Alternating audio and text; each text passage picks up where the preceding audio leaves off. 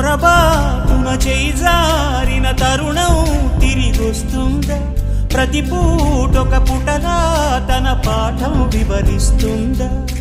మన కోసమే తనలో తను రగిలే రవి తపనంతా కనుమూసిన తరువాతనే పెను చీకటి చెబుతుందా?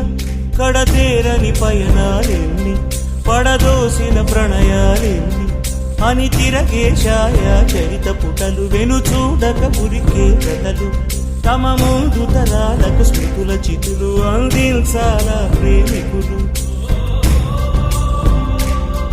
ఇది కాదే విధిరాత,